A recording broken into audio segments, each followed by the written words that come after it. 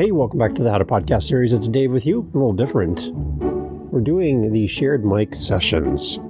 What is this? Okay, well, I get to go on podcast as a guest, and it's so much fun that I want to share these episodes with you because some of these have been a while ago, and you probably have never heard me as a guest. You hear me as a host here all the time. You're like, well, what if Dave was a guest? What would that sound like? Well, this is me on a podcast, and I wanted to share it with you. As part of our daily episodes in 2026, it's a chance to hear me on another show. I hope you're ready for this. Are you? Okay, so John is the host of Podcast Business Insider, and he's a Canadian, which is great. And I'm a Canadian, which is also great. And he had me on his show a while back to talk about podcasting, and we kind of went through my journey, and we covered a lot of stuff that we cover here on the show, but from his perspective, from his lens as a host. And again, I love being a guest on podcasts because I get to talk about things that I don't normally think about talking about on my own. So as a guest on a podcast, I think it's a great idea for you to go on and be a guest. Because again, like you're going to create, as the host, you're going to create stuff that's in your mind and what you're working on, but you don't really think of it from someone else's perspective. So by being a guest, you get asked questions. You're like, hey, I never really talk about this very often. And that's the case here with John on Podcast Business Insider. So here's the episode I'll share with you. It's part of our shared mic series, and I hope you enjoy. And I'll catch up with you at the end. Here we go. Here's Dave on another podcast. Here we go. All right, Rebels. Today we're diving into the truth behind what actually makes a podcaster succeed and what makes so many quit before they even get momentum. My guest, David Campbell, is a veteran creator from here, right here in Ontario, host of 9 podcasts, a musician, community builder, and a storyteller who's been chased by a moose, lived through tornadoes, and built connections with creators all around the world. In this conversation, we go deep into trendy tactics, but into real foundations, why beginners burn out, how to build a community that actually cares, why consistency beats perfection, and how podcasting can unlock opportunities you never saw coming. If you're a podcaster who's tried of comparing yourself to Joe Rogan, Tucker Carlson, or the other big names, if you're ready to start to grow and avoid burnout, this episode is your roadmap. Let's get into it. Long live the rebellion. David is one of those guests you could talk to for hours. A musician, storyteller, podcaster, and self-described collector of people. The man has been chased by a moose, lived through 3 tornadoes, and still somehow has the comedic timing to make you laugh through half of it. He hosts 9 podcasts, builds communities, and uses story as his weapon of choice. Ladies and gents, this is going to be a lot of fun. David, welcome to the show. Hey, okay, yeah. All right. I'm in the right spot.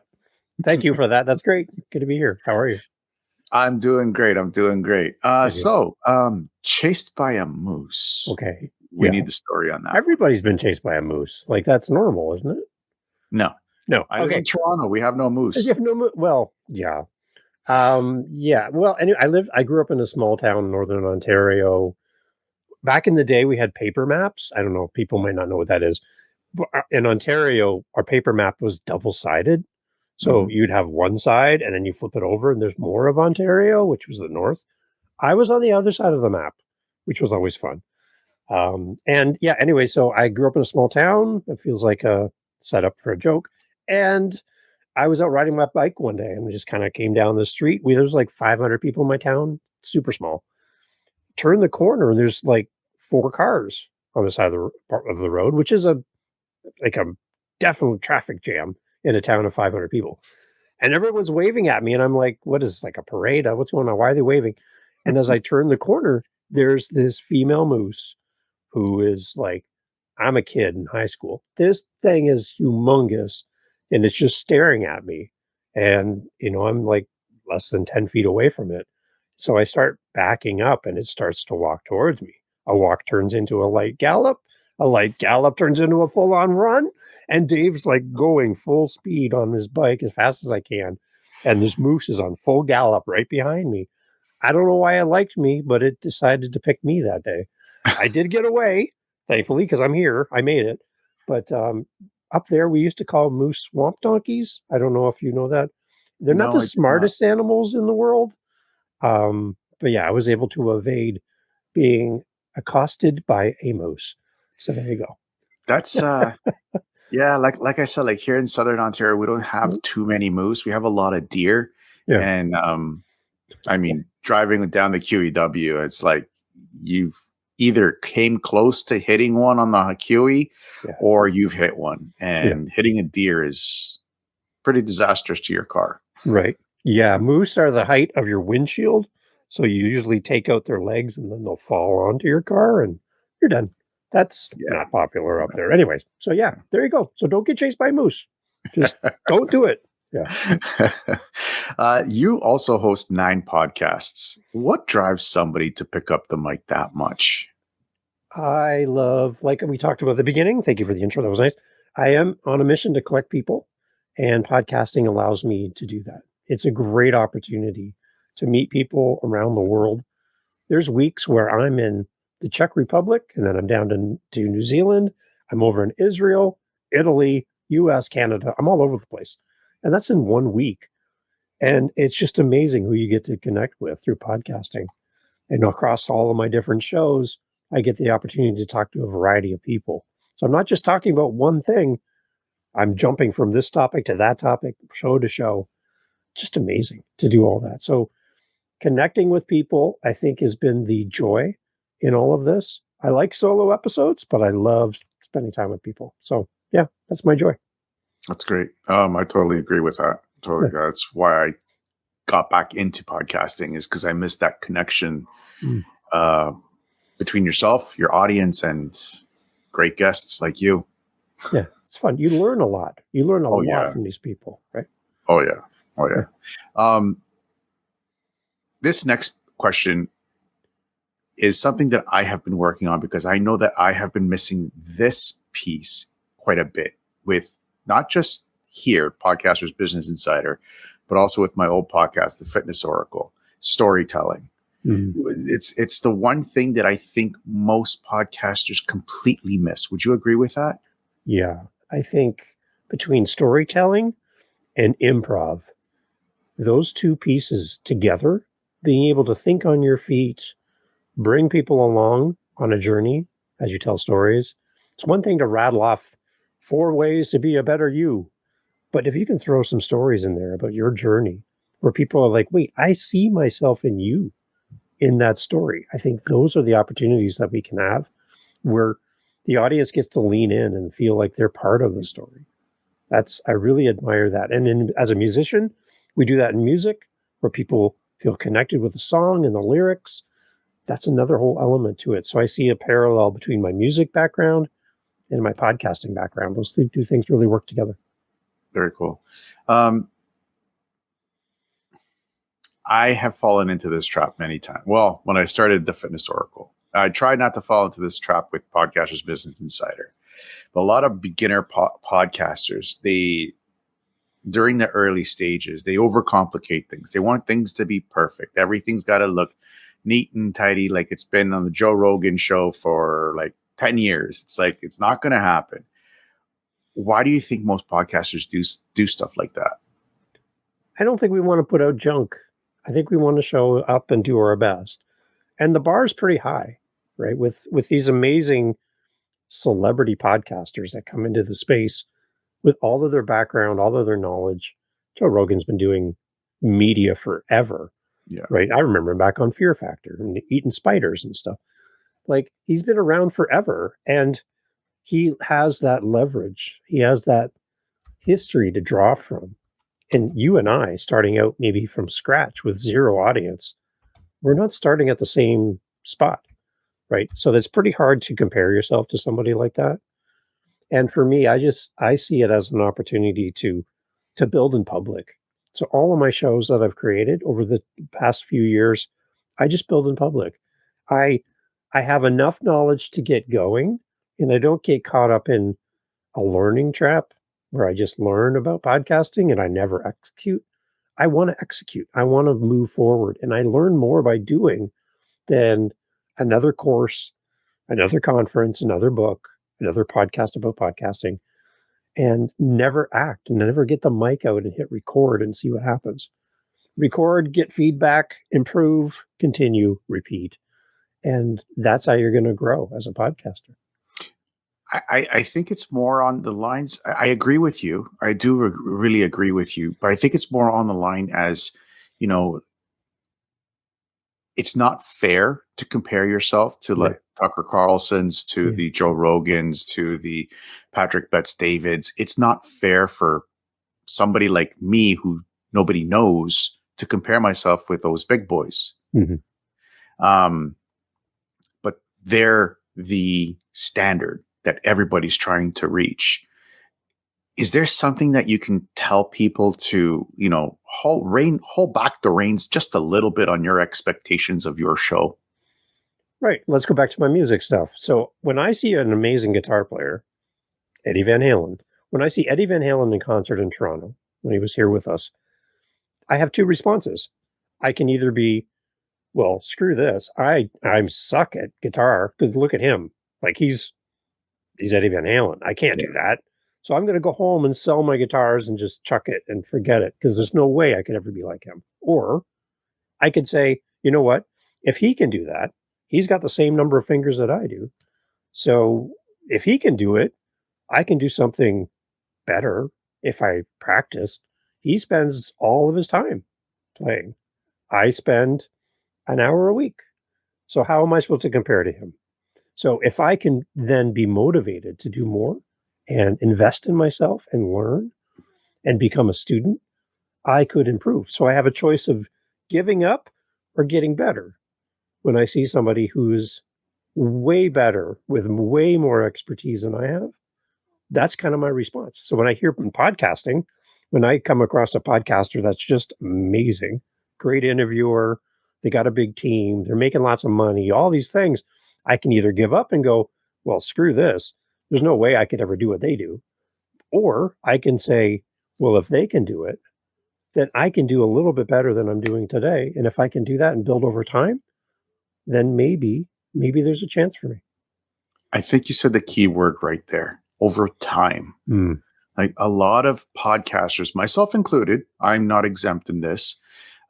We get into this industry, content creation, podcasting, and we think we're going to post our first episode. We're going to get millions of views, hundreds of thousands of subscribers. And it's like, that's not true. Let's go back a little bit with the Joe Rogan. Joe Rogan's been doing media since like forever. He's been doing stand-up comedy since forever. Right. Tucker Carlson started with CNN and then moved to Fox News, where he built his reputation. And that happened over decades. It didn't happen overnight. Yeah. And it's hard. It's hard because you see the end line. And I had this conversation with some other friend last night. You see the end game and you're like, I want to be there now, like right now. Yeah. I want the, six-figure months and constant six-figure months. And that's the hardest part. Right. I had somebody get in my car with me, talking about stories, gets in my car with me and he sits beside me in the passenger seat and I'm driving. And he looks over and he's like, oh, this is a manual transmission. He looks at me, you know how to drive this thing? And I'm like, well, I've been driving standard manual transmission since I was 16. I'm considerably older than 16 at this point. And for me, I don't even think about it. I just drive. For him, he's like he's like, you got 3 pedals and 2 feet. He's like trying to watch. He's like learning. He's looking at me. He's like, so smooth. And to me, it's like I driving my car. I don't even think about it anymore because it's muscle memory. It's been done so much. Tucker Carlson, Joe Rogan, it's muscle memory. They've done it so much and so often that for them, it's like hardly even, it's effortless for them. It seems like, but go back to their beginning, compare their beginning to your beginning. You might actually be further ahead than they were when they started because we have more information, more knowledge, more podcasts about podcasting, more support, more tools than any of those people had when they first started. So you compare yourself to Mr. Beast, watch his first video and watch your first video. I'm pretty sure it's better than his was. So if you do that comparison, that's a little bit better than comparing somebody's highlight reel to your Monday morning. That's not fair. Yeah. New creators, how should they start? What's your recommendation for new creators to start? Should they do solo casts, co-hosted, or interview formats like I'm doing right now? I think a lot of it depends on the person, to be quite honest, because for me, all of my shows are different. Some are co-hosted, some are solo, some are interviews. They're all different. Some are storytelling. So I kind of do. The reason why I have so many is because I want to try all the different types. Mm-hmm. So for someone listening to this and watching, they're like, "Where should I start? What interests you? Do you like talking to people, or are you more reserved and quiet, and you like to just share your thoughts in like a journal format? Solo episodes might be your thing. If you feed off of people and you love connecting with people and hearing stories, then maybe an interview. Maybe you want a co-host where you want to bounce off somebody and do this together in an equal format instead of having a guest. Then co-hosting might be your thing. My biggest thing for everybody is I think you should start slow. I think you should, even though you want to get to the finish line, I think a soft launch to your show is probably one of the most stress-free ways of starting a podcast. So I'm helping a guy right now in the UK. His name is Milton. We're doing a soft launch of his show. And over the last week and a half, he's recorded a few episodes. We got him all set up on all the players. He's told nobody, maybe his friends and family, his closest friends, but he hasn't promoted this new show at all. He's already at 50 downloads with 3 episodes. And he's having the time of his life. We know he's on Apple. We know he's on Spotify. He's on all the players. Everything works. Got everything running. He's in a routine. He's got content. He's got a routine and all the platforms are ready. Now he's just going to go out and tell his audience that his podcast is live because we've already made sure everything works instead of just running into it and hoping for the best. A soft launch is like a restaurant where you make pizza, you invite people in and go and say, please try my pizza. And people go, this is terrible pizza.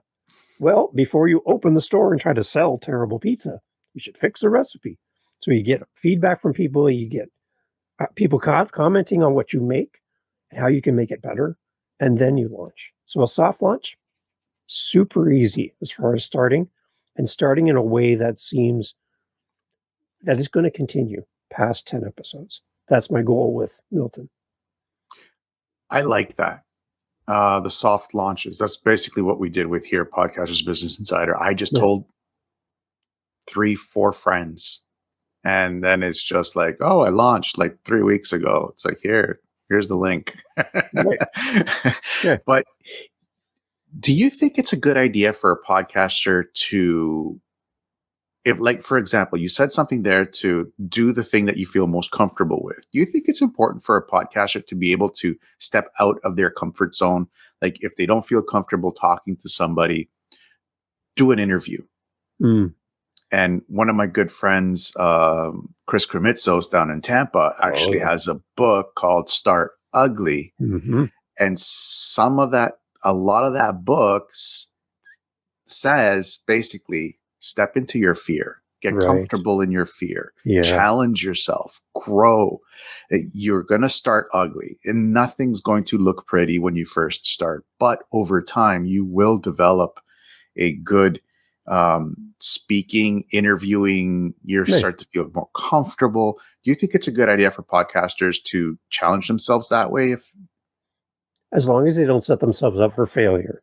So if I don't meet this target that I'm putting in front of me, I'm going to do this big thing, but it's bigger than me in the moment to the point where if I don't hit that target, I'm going to quit. right? So for a lot of people starting a podcast, just talking on a microphone, whether there's somebody else on the screen or not, is the big thing. If I can get past talking to myself on a microphone and learning how to use all this stuff, then that might be the big thing. And I think that sometimes we might overextend ourselves possibly, but I do love challenging myself. Again, that's why I have 9 podcasts. I want to do more than what's normal, and I'm doing 10 to 12 episodes a week across my 9 shows. Wow, that's a lot. So, and I'm interviewing over about 10 to 12 people as well every week. So and I still have a job as well. This is on my days off. So I'm overextending myself, to your point. But as I'm doing that, I'm growing. I'm putting out more content, and the more content I put out, the more inspired I am. It's just this big balloon that keeps getting bigger and bigger. Hopefully it never explodes, but it's just getting bigger and bigger and bigger. And that's my version of overextending myself and putting a big goal out there. But you need to figure out what that is for you. And I wouldn't want somebody to say, well, if I start a podcast, I got to start with 9 shows. No, that's not even close to what you need to do, right? So there's a sliding scale there somewhere where for you, it just might be talking in a microphone. Great. But again, to your point as well, John, there should be something else you're shooting for all the time. Yeah, like my biggest thing used to be listening to myself. I hated it. I hated listening to my recorded voice. Why? But after time, why? Yeah. I don't know. Maybe it was my past and my past struggles with depression and my own perception of myself. I just hated it. And then I just started the Fitness Oracle in 2020. Okay. And I just kept forcing myself to listen to myself because I had to edit my episodes. So you have to listen to it. Yeah. Right. But like you said, like I got over it. Now my biggest thing is public speaking. That's why I enrolled myself in Toastmasters 2 months ago. Nice. Toastmasters plus podcasting. What a great combo. That's a great combo. I had somebody, John, reach out to me, which is interesting because I also struggle with my voice. And when I first started, I'm like, who's going to listen to me? Why would anybody care about me? And I had somebody reach out to me. It was really interesting. They said, Dave, I listened to your show. I listened to your How to Podcast series, but I'm never going to start a podcast. And I'm like, oh, that's interesting. They said, I don't listen to you for your content. And I put a lot of work into this, John. I put a lot of effort into my show. They said, I listen to you because of your voice. You show up every week. Actually, that shows 3 times a week. You show up for me on a regular basis, and you're my companion. And you could talk about anything. I listen to you talk about podcasting, but I'll never have a podcast. That's not what I want to do. But I connect with you, and you keep me company. And I love your voice. And I had to hear that, John, because like many people, the idea of hearing myself recorded over the internet for anybody to comment on, right? I was nervous because I didn't feel like my voice had meaning when I first started. But to get that kind of feedback from a listener, come on. That's really good. Like honestly, I don't have any connection with my listeners. I have 24 subscribers on YouTube. I know maybe 8 of them because they're friends and family. Okay. And it kind of leads into the next segment, which is like, building the community, because that's what podcasters really do. We build communities and we nurture those communities. One of the books that you have in your background, Fans First. I haven't read it, but it stood out to me like a sore thumb. Yeah. And I'm like, okay, I have to get this book, because that's the other thing that I was missing with the Fitness Oracle. And that's the thing that I really wanted with the Fitness Oracle, was to create a community, a supportive community to help men struggling with depression. Right. To help each other get out of it. Right. What's the best way that you found to help build and nurture a community of supportive fans, let's call them? Wow. Well, again, each of my shows are different. So I have different communities for all 9 shows. They don't overlap pretty much. So for my How to Podcast series, I do meetups twice a week. For the last 2 years, we get together and actually talk podcasting. Today alone, we had somebody from Italy, 3 people from the US, and a couple people from Canada. And we just talked about podcasting for an hour and a half. It was great. People just loving on each other, supporting each other, listening to each other's shows, giving feedback, coaching each other to the best of their knowledge. It was like the best. I get to sit back and watch community happen. So I heard this from another person, Kevin Palmieri, talks about this on his show. He says, if you can get somebody to put their hand up and say, John, I listened to your show. Great. That's the first step. That takes a lot of work, by the way, and not everybody's going to do that. A very small portion of your audience will ever put up their hand and say, John, I love your show. I listen all the time. The second part is when you can then connect with that person, when you know their name, when you're like, I know that Kevin listens to my show. So I know that I'm talking to Kevin every time I turn on the mic because he's going to listen to my next episode. I know that Bill Monty is going to listen to my podcast. He lives in South Florida. I know their names. I know that there's a listener that listens to my show in Ireland. He walks along the ocean with his dog listening to my show. Like, I know where these people live, and I've met them. I've talked to them through SpeakPipe, which is a way to leave voice messages for each other. I can hear their voice. They can hear my voice. We can have a conversation through comments and DMs, through comments on YouTube. So as you're watching this today, jump in the comments, leave some comments. John, I'd love to hear your thoughts. As those things happen, you just build upon each other. And that's kind of how my beginning start of creating community is meeting people where they want to be met and finding out where they are. So whether it's social media, Instagram DMs, or through SpeakPipe, through people contributing to the show through my Buy Me a Coffee, that's another form of engagement for people. There's a lot of different ways to build community around your show. But the first thing is you just got to start building when you're small. So when you have those 5 listeners that listen to the episode, that's not a sign of defeat. You're not bad at podcasting. You have an opportunity to build into those 5 people. And those 5 people will tell more people, and they'll just keep growing from there. But don't look down on a small audience that is ripe for connection. When you have 100,000 people listening to this show, John, which is going to happen for sure, it's going to be really hard for you to connect with all of those people. When you have 5 people, you can love on those people to the point where they are your priority and you know them by name.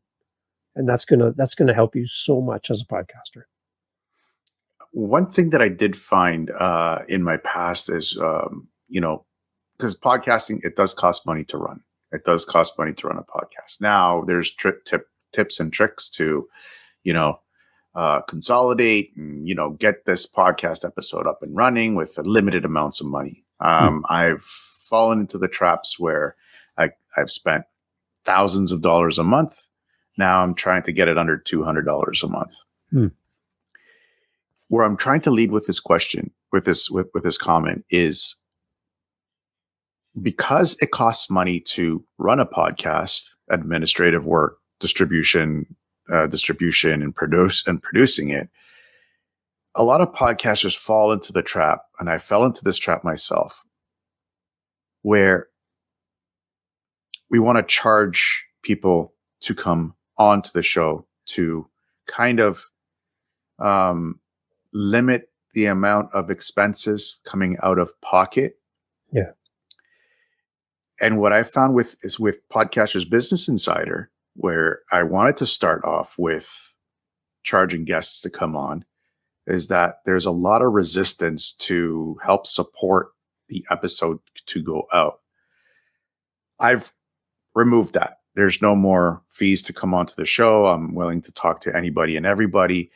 But how does a podcaster who doesn't have a lot of funds in the coffers be able to support the podcast and the community with limited to no funds from themselves.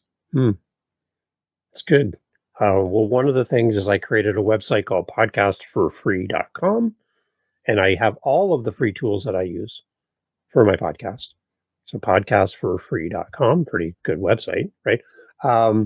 And yeah, so there's a bunch of free things. There are some things that you can use that'll help in your journey. Not everything is free, obviously. A microphone is something we would need to buy. You're going to need a computer. You're going to need the internet. Those things cost money. So technically, it's not super free to do this. There is some cost involved. I do believe that you should invest in your show, and when you have the ability to do so, to invest. For me, I have 9 shows, so everything is 9 times the price. So that's something for me to consider as well.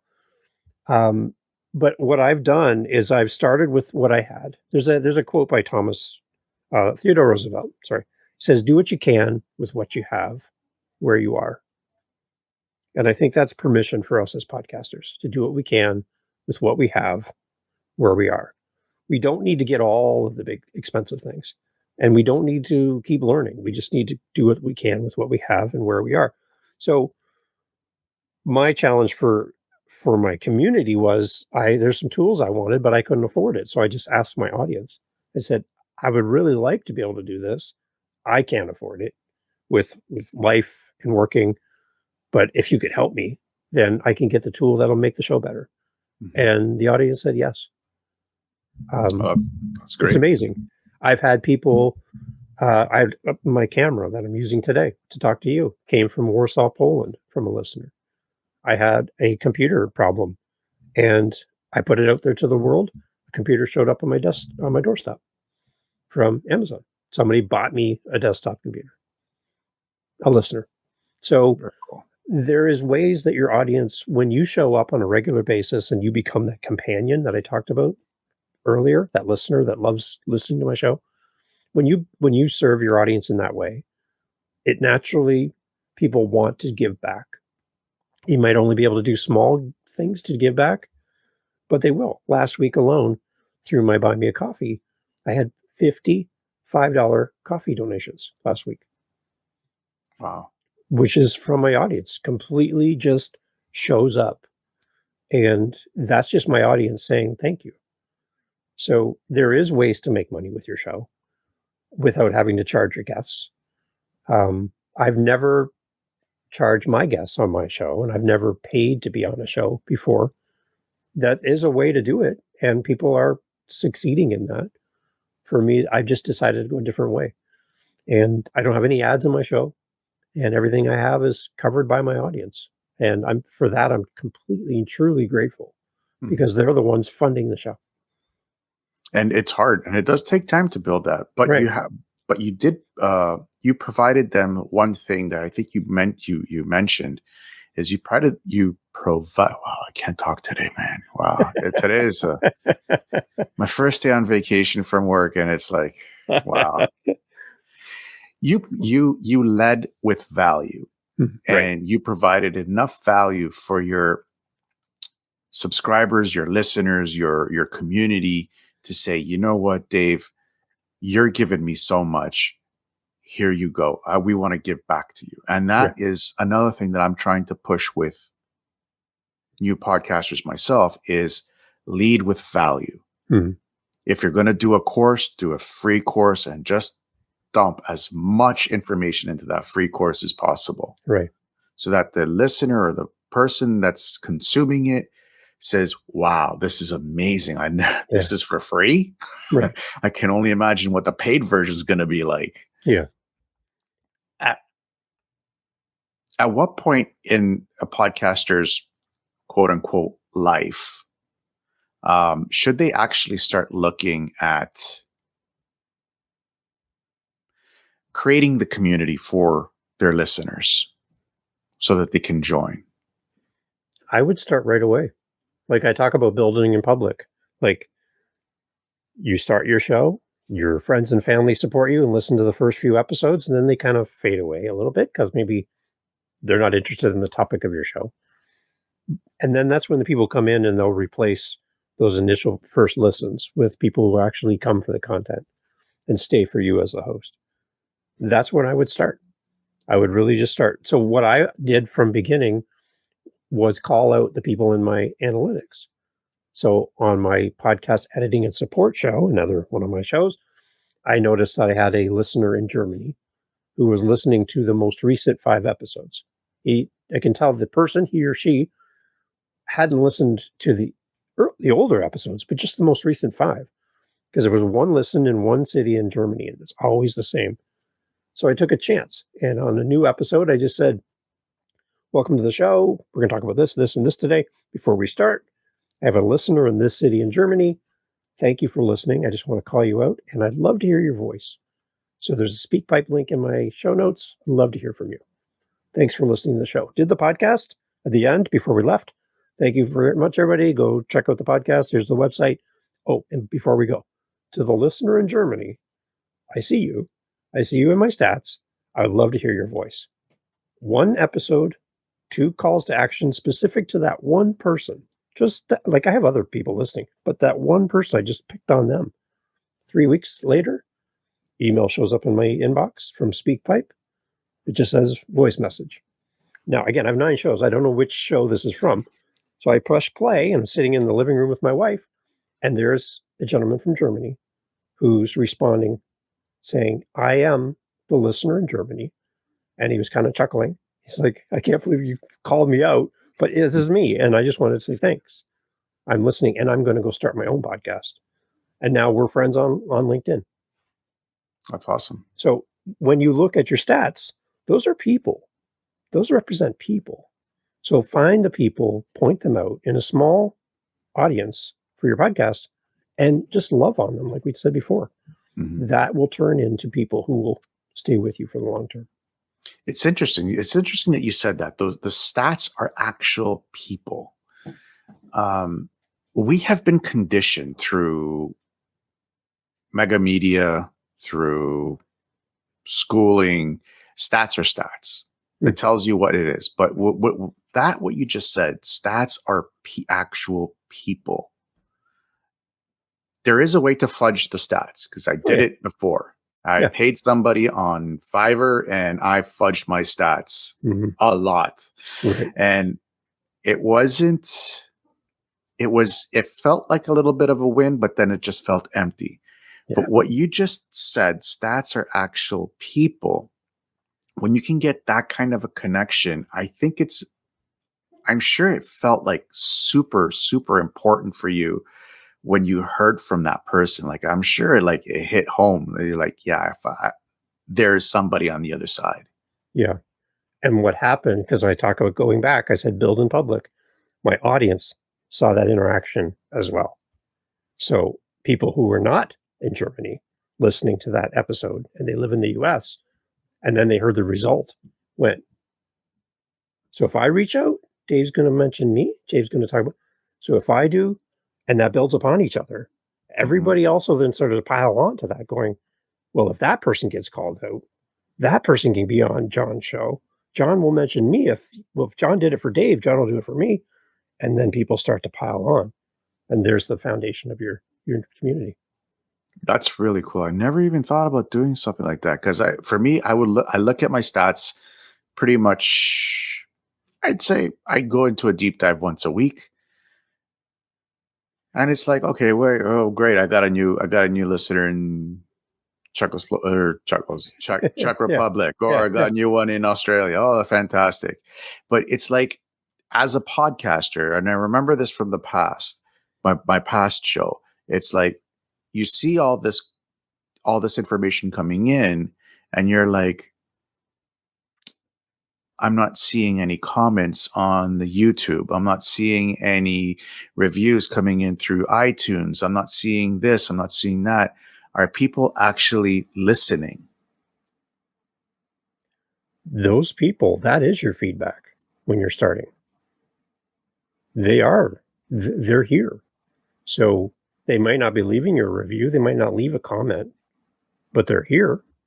Mhm. So technically you are getting feedback from your audience without them saying a word.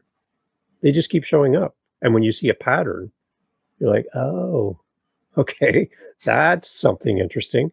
So I'm going to chase that down. I'm going to build on that. So yeah, it works. No, that's really cool. That's really, I mean, that was an amazing story. What you did was, I've never heard of that. And it's like, I'm actually going to start doing that now. There you go. Podcasting is one of these, I don't want to call it business models, but it actually is a business model, but it's more like an opportunity maker. There's so many different connections that you can make throughout the entire world. I found it more with my guests when I was a personal trainer and I had the fitness oracle. If I didn't have the answer, I had 100 guests Right. all over the world where I could Right. say, look, I don't know anything about yoga, but I got like 5 people. I got 5 people all over the globe that are yoga experts. Right. Here you go. Have you seen that with yourself and your 9 podcasts? Oh, for sure. Like my Living the Next Chapter podcast, it's an author podcast. I'm not an author, and I'm the host of the show. I've never written a book before. I've got 680 episodes where I've spoken to authors around the world. And talk about intimidating. I had a professor from Switzerland on my show, and he wrote 3 books independent of each other. And as he was going through each of the 3 books written over a period of time, he finished talking about his 3rd book. And I said to him, what's the common thread between all 3 of these books? Keep in mind, I'm not an author. I've never done this before. And he said, there is no common thread. And I said, well, I challenge that. This is a professor from a university. I'm not a professor from any university. I said, the common thread is you wrote all 3. He's like, okay, that's a given. Okay, yes, that's a common thread. I said, the other common thread is when I hear you talk about these 3 books that are not written as a series, but independently, it seems like you're wrestling with your own self-identity. And Johnny looked at me. The podcast stopped for a second, and there was this pause. And I'm like, uh-oh. And he said, what did you say? So I repeated myself. And he said, I wrote these 3 books. I have presented these 3 books. I have never considered that before, that this is battling with my own self-identity. He's like, you know that I have to now go and rethink everything that I've ever done? He's like, who gave you that question? I'm like, it's just me. And then I held up a piece of paper that had 0 questions on it because I don't write out my questions usually in advance. I just listen to my guest, and I'm just a curious person. And when we were done, he's like, that was the strangest interview. I've never been asked anything like that before. It's usually the typical questions that you always get on every show, but who are you? That's what he said to me. And I'm like, I'm just a guy in Canada sitting in my basement. So, but it's amazing when you can serve somebody like that, when you can honor them that way and help them tell their story and really value them, like how you're doing your show, John. When you can value your guest and make them feel like the star of the show and then lean on their expertise. Again, I'm not an author, but I serve authors through my show. And it's the best thing ever because my guest is the expert in the room. There's no fight. There's no, well, I do it this way and my guest does it that way and back and forth and back and forth. It's like, no, I release this episode to you because you're the guest and you're the expert. You've done something I haven't done. And with your help, we can serve the audience together. And that's my role. It's not about me. Right. And to be fair, my last podcast flopped. Ran out of money, so I had to shut it down.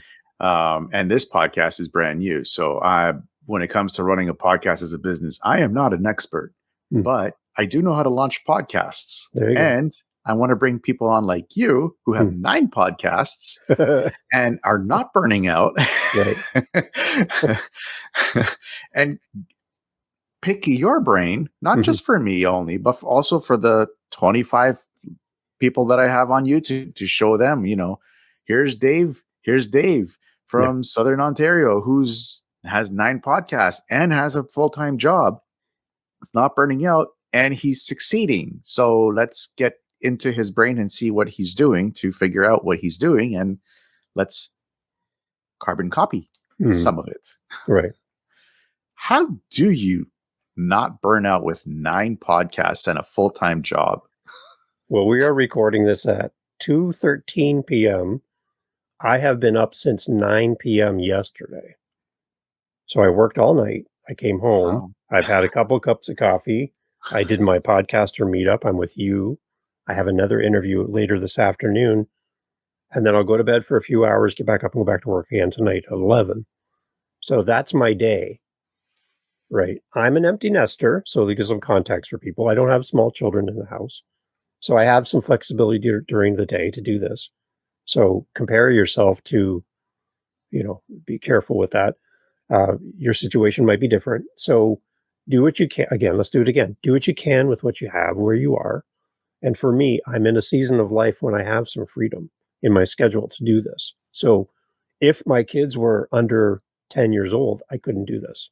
There's no way I could do this. So just keep that in mind as you watch and listen. You're like, there's no way I could even do one show.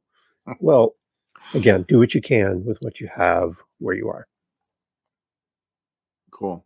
Like I said, I got this. I got a full-time job too, and I'm thinking about launching 2 more podcasts. Come on, catch up. I know I got to catch up to you, right? What's 3 podcasts? Come on. Among friends, come on. Yeah. That's cool. I'm like I said, I'm starting to feel the burnout. Like it's there, and I have felt it with the Fitness Oracle, and it made me pause with that podcast multiple times. I paused a couple of times because the burnout was just so much. And at that time, there was a moment in that part of my life where I had no job. So it was just the podcast, and my entire life consumed around the Fitness Oracle rather than, trying to find a job and trying to bring in some money. That's a different story. So what was the warning light about burnout for you that you were like, oh, I got to pay attention to this? I'm always tired, like to the point where I got to take a nap during the afternoon, which I never take naps. Now I'm nearing the big 50 in a couple of months. So it could be just age. Right. Could be, but I don't think it is. I think it's just the amount of work that goes into producing, making sure the guests are going to be onboarded properly, making sure that the guests are nurtured after, making sure that I'm on the analytics and I'm seeing, I'm seeing the numbers where they are, plus juggling a full-time job, plus 2 elderly parents. It's a lot. Right. And this is my only escape. Yeah. This interview, my interviews with you. Right. That's my only escape. So when I start to feel that exhaustion come in, I'm like, burnout. Burnout's happening right now. Right. Interesting. Okay. Because there's somebody listening that's probably feeling that too, whatever their situation, podcast or not. They're on that cusp of something has to change, right? When you start to feel the burnout, what do you do to get out of it? I'm wired really strangely, where I know I'm getting close when I start getting short with people, or I get tough on myself. I get super fixated on perfection, and I'm not happy until it's perfect. And that's not my normal state. I want to get it done. I want to serve my audience and move forward with the next thing. So I can see that happening from time to time. For me, it's just a complete shutdown, walk away. The beauty for me is I'm always batching. I'm always recording in advance. So if I walked away from Living the Next Chapter author podcast right now, I could step away from that show and not come back till March and there'd be still 3 episodes a week all the way to March. That's how far out I am recorded. So a new episode, a new recording today won't go out till April. That's how far out I am. That's just because I have that many guests. How to Podcast, same thing. It's all the way till February. Dad Space. This month alone is a podcast challenge to do 30 episodes in 30 days. It's called National Podcast Post Month. It's November. So I have 3 shows participating. That's 90 episodes going out this month. So wow. That's what I'm doing right now. And that's for me a comfort level that comes over 2,000 episodes. So again, as a new person listening to this going, that's ridiculous. I totally agree. That's completely ridiculous. But as I build, I find time and I find ways to do things faster and easier, which gives me time back in my calendar, allowing me to do more or do less when I want to. So I can unplug, but I'm always ahead of myself. That's kind of how I've been in my whole life. But you built that batching over time. Right. You didn't say, you know what, in the next 3 months, the next month, I'm just going to bring on as many guests as possible and just go till February. Yeah. So I recorded my November episodes in August because I had some downtime in August. Knowing that November would be busy, I did that in August and dated them for November, and I'm fine. So I walked into November with a full month, 30 episodes done before November 1st even happened. And now every day they just go out one after another. And I'm on to the next thing. So it's chugging away in the background. It's just kind of that spinning plate thing where you have a stick and you put a plate on it and you spin it. I've got all these plates spinning around me, and some are wobbling really bad. Some are spinning really great. So I have to run around and keep spinning the plates. That's kind of my thing. Yeah. And that's, again, we're doing that because it was a hard lesson that I learned as well with my first podcast. It's like, you need to batch. You need to batch your episodes. You need to have them. Yeah. And you need to have a bunch of them in the bucket already scheduled 3, 4, 6 weeks in advance. I like the 6-week window. Right. Because it's just the 6-week window. Anything past 6 weeks, I feel like if you've got something that you want to promote, like in a month, if your episode comes out in like 2 months from now, 3 months from now, it's like, well, that is past. Right. I go into Facebook groups and I see my guest canceled for tonight. I need a guest. And I'm like, that hurts my heart because I'm like, hey, what's your show about? I don't even know what you talk about. Who are you looking for? And the fact that your guest canceled sucks. But I would much rather, that would make me nervous. I would want to at least be a week ahead. So if my guest does cancel, I'll at least have a backup plan. But so that's just how I operate. But again, that's not how everybody operates. Yeah. Yeah. Like here, we're building right now guests. We're recording right now November 15th. Your episode's not going to come out till probably December 2nd. Yeah. So it's like I have from now till December 2nd episodes already scheduled. Good. So I'm okay. Yeah. But like you said, I learned that over time because it was just one of those things that it's like, what if somebody cancels? Right. And their episode's supposed to come out Tuesday and it's Saturday. I have nothing to put out on Tuesday. I know. Right. Well, we're coming up close to the end of the show, and these are 5 questions that I ask all my guests. Oh, here we go, everybody. We lean on. Round robin. Right, we're going the Rebel 5. Woo. Calling it the Rebel 5. Wow. Okay. If you could go back to day 1 of your journey, what would you tell yourself before you hit record? Get ready because you're going to learn how to listen better than you've ever listened before. Awesome. When motivation disappears, what's the one and no one's watching? What keeps you showing up anyways? My listener. Yeah. Cool. What's the failure that punched you in the mouth but ended up building your backbone?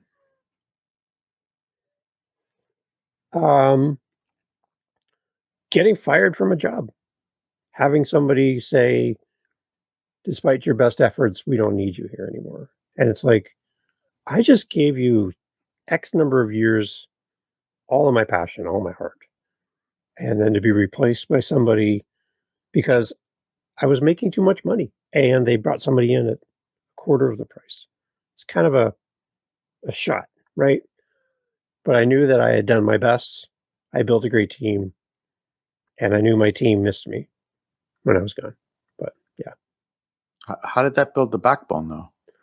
it helped me to understand that my value in life is not based on someone else's opinion.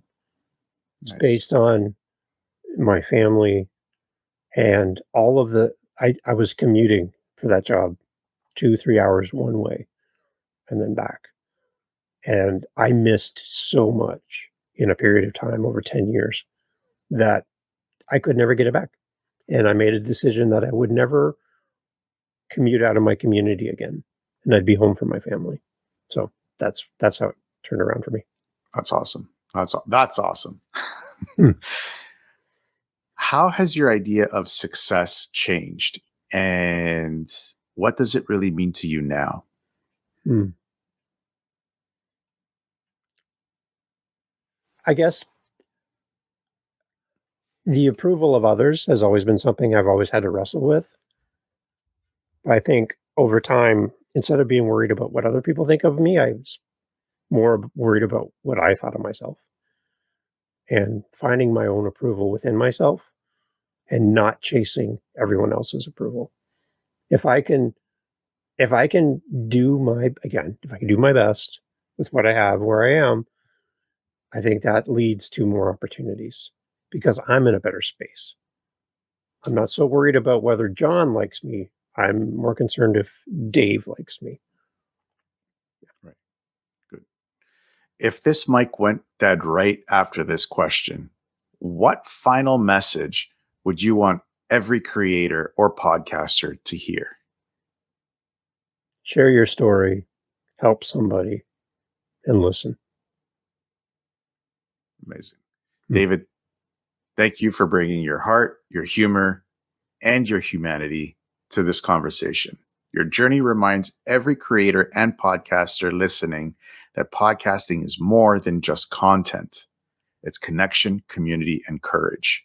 You're proof that one story can change someone's world, and one creator can change many. All right, Rebels, remember this. Your voice has power. Every episode you record, every story you tell, every time you hit publish, you're not just making noise. You're making history. Don't wait for permission. Don't play small. The world needs your voice. Raw, real, and unapologetic. Keep creating. Keep pushing boundaries. Stay bold. Stay sharp. And as always, long live the rebellion. There you go. So there's John from Podcast Business Insider, a great podcast. I have a link for you and everything in the show notes for you to go check out his show. And I love being a guest on a podcast. And again, I get to talk about things like being chased by a moose. Like who gets to talk about that often, right? Really great to be on that show. If you're looking for a guest for your podcast and you talk about dad stuff, you talk about music, you talk about podcasting, you talk about authorship, any of those things, or whatever else, I'd love to talk to you and be a guest on your show. Reach out to me through howtopodcast.ca. I'd love to come on, bring value to your audience, and help you create content for your show. So let me know. Another thing that I do as well is I help podcasters when they launch their show to be your episode 1, where you talk about yourself. And you're like, I don't know if I really want to just sit here and talk about myself. What if somebody else came and asked me questions about my podcast and my journey and kind of interviewed me on my own show? I do that, and I love doing that, and I'd love to help you with that as well. So keep me in mind. Happy to help, happy to collaborate, and I'll share it, just like I'm doing right here, to my audience and send more people your way. So if you need any help, howtopodcast.ca. Thanks for listening. Talk to you soon. You're still here. Okay, this is amazing. Okay, so just a quick one. I'm working with a podcaster, helped them set up their Buy Me a Coffee and their SpeakPipe. And about 10 episodes in, they reached out again and said, Dave, it's not working. And I'm like, what's not working? They said, I'm not getting any, and nobody's buying me a coffee and nobody's leaving me any SpeakPipe messages. So I said to them, well, I listened to your show, your latest episode, and you never mentioned it. They said, well, I don't really want to bring it up. I don't want to, sounds like I'm begging for money when I talk about buying me a coffee, and I don't know, it feels salesy. I feel like I'm being pushy to ask them to leave me a voice message. I'm like, well, there, you've answered your own question. That's why you're not getting any response, because you're not asking for it. You do not have because you do not ask, basically, is what it comes down to. So if you want to have people to respond to you, you got to give them reminders on a regular basis that, yes, I'm looking for you to respond. If you don't do it, it's not going to happen. So it's not a set it and forget it type thing. Well, I created to buy me a coffee. Nobody's using it. That's like writing a book, putting it in a drawer, and complaining that you're not selling any books. You got to get out there and publish it. You got to tell people about it. You got to promote it. You got to put it in everything you do so that people know that it's there. And eventually, people will do that. If you haven't had any Buy Me a Coffee donations, what happens for me in this show is people are kind and they donate and sponsor. Donate's an interesting word. Sponsor the show. And I take that money that comes in through this show and I try to redistribute it to other podcasters. So if you're a podcaster, you set up your Buy Me a Coffee, you don't even know if it works yet, then send me a link.